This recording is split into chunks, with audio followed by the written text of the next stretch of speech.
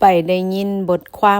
มหนึ่งนะคะบอกว่าขอยืมเงินหมู่แต่ว่าหมู่บ่ให้ยืมนะคะแต่ว่าหมู่ไปใส่ชีวิตอยู่ต่างประเทศนะคะเที่ยวกินหรูอยู่แพงเขาถามว่า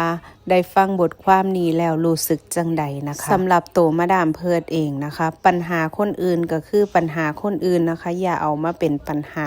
ของเจ้าของนะคะเขามีปัญหาเรื่องการเงินของเขาให้เป็นเพื่อนร่วม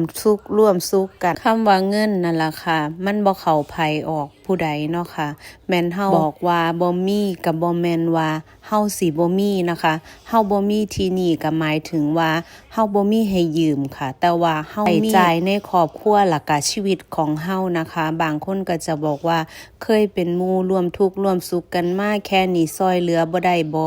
ยามเจ้าของลำบากหาที่พึ่งของหมู่เนาะค่ะบางคนก็บอกว่าลำบากอีหลีนะคะต้องไปเสียค่านั่นจ่ายค่านี่นะคะมันก็บ่แม่นปัญหาของเฮาเนาะค่ะทุกคนแต่ว่าถ้าเฮาบ่ลำบากเฮาอยากซอยเหลือหมู่อีหลีเฮาก็ซอยไปโลดค่ะมันเป็นการยากอีหลีเนาะค่ะถ้าได้ไปพูดคุยหรือว่าการที่เฮาไปรับฟังปัญหาของคนอื่นแล้วรับฟังมาเป็นปัญหาของเจ้าของนะคะเฮาจะบ่ซอยเหลือหรือว่าเฮาจะปฏิเสธนี่มันเป็นการค่อนข้างที่จะยากนะคะสำหรับคนใดที่ตอบปฏิเสธหมู่บ่เป็นนะคะแต่ว่าผู้ใด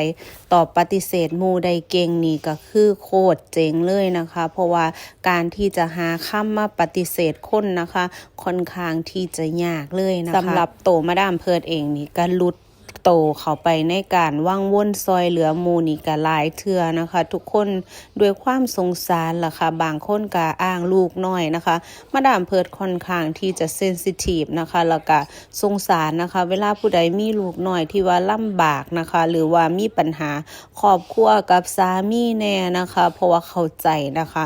การที่เฮาเลี้ยงลูกคนเดียวนี่มันทรมานสุดๆนะคะหลายคนก็จะคิดว่าการเป็นเมียฝรั่งต้องมีเงินการมาอยู่ต่างประเทศต้องมีเงินนะคะโตมาดามเพิร์ดเองนี่ค่อนข้างที่จะขี้สงสารพร้อมล่ะค่ะทุกคนก็เลยบ่ค่อยอยากไปรับฟังปัญหาของคนอื่นนะคะบ่ว่าสิเป็นปัญหาอีหยังก็ตามนะคะซอยเหลือแต่พ่อแม่พี่น้องเฮาก็พอแห้งแล้วนะคะหรือว่าครอบครัวเฮานี่มันก็เหนื่อยแล้วนะคะทุกคนการที่เฮาจะไปรับปัญหาหรือรับฟังหมู่อีกนะคะมันเป็นปัญหาของเขาให้เขาแก้ปัญหาของเขาไปดีกว่านะคะทุกคนเข้าใจล่ะค่ะว่าทุกความสัมพันธ์ทุกครอบครัวมีปัญหากันทั้งนั้นนะคะทุกคน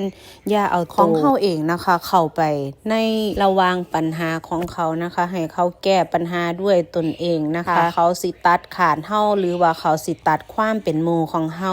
มันก็จะได้รู้นะคะคนนั้นคิดแบบใดกับเฮานะคะแต่อีกอย่างหนึ่งชีวิตเฮาทุกมื้อนี้เฮาก็ดำเนินไปโดยโตเฮาเองนะคะเวลาเฮามีความทุกข์หรือเวลาเฮาเดือดร้อนกับผู้ใดซอยเฮาดอกค่ะนอกจากโตเฮาเอง